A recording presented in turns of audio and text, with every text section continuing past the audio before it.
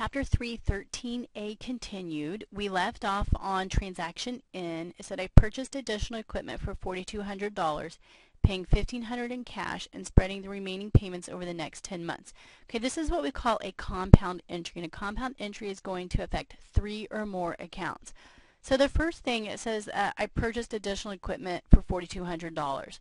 So the first thing I'm going to do is I'm going to go down here to equipment. I'm going to put an N for $4,200 because I bought equipment. I've increased my equipment asset. How did I pay for my equipment? It said I paid $1,500 in cash. Okay, so I'm going to stop right there and I'm going to go up here and I'm going to decrease my cash account for the $1,500 that I paid up front. But that doesn't pay for all of it, does it? I have my $4,200 minus my $1,500 that it says I'm going to pay over the next 10 months. So if I take my $4,200, which is the cost of my equipment, minus the $1,500 down payment, there's $2,700 left that I owe, okay? So that's going to go into our accounts payable right here. So a compound entry, debits equal credits, $4,200 debit to equipment equals the $1,500 credit to cash I paid up front, and the $2,700 that I will pay later. O says I earned service fees for the remainder of the month, and this is also a compound entry. So right off the bat it says I earned service fees of $3,500. So I'll put my $3,500 as a credit and an increase to my service fees. Well, how did I get paid for the services I provided? $1,900 of it was in cash. So you can see over here on O, I increased my cash account with $1,900, and the rest, the other $1,600, is on account. I will receive it later, so it goes over here.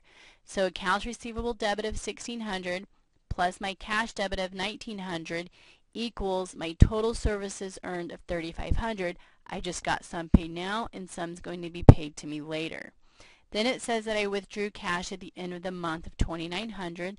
So withdrew cash, decrease credit cash, and then increase my drawing account.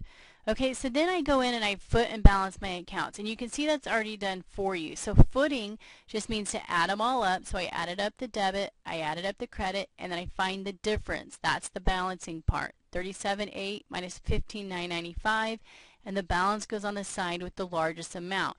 It should also always be your normal balance side, which is the side it increases with. So accounts receivable, I did the same thing, added up my debits minus my credits gives me my balance. Some of these we didn't have to do balances because they didn't have more than one transaction, or they were all on one side, so we just added them up. Accounts payable, I added up all my credits, subtracted my debits. My credits were bigger, so the balance goes on the credit side, which is actually the normal balance side. So then after we do that, we need to create a trial balance. And a trial balance is just taking all of these balances and copying them over. So I'm going to switch up a little bit here, and it's going to look a little smaller. Okay, so here is the 13A that we took a look at, and here's a trial balance that we're going to prepare. And you can barely see, and I apologize, I might be able to zoom in a little bit, but this is the $21,805, and I copied it over to my cash. So the thing that you have to remember in doing this is that,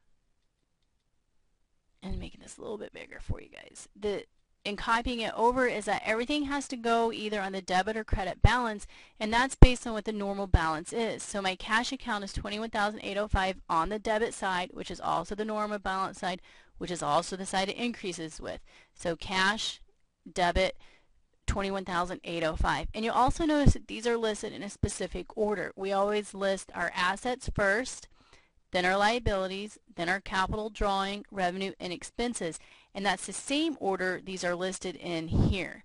So once I copy over all my balances and make sure my debits are on the debits, my credits are on the credit side, meaning that the only thing that should have a balance on the debit side are my all accounts, my assets, withdrawals, and my expenses, and everything on my credit side are my CLR accounts, my capital, liabilities, and my revenues. And then it should always balance at the end, and if it doesn't, then I've done something wrong and I have to go back and take a look.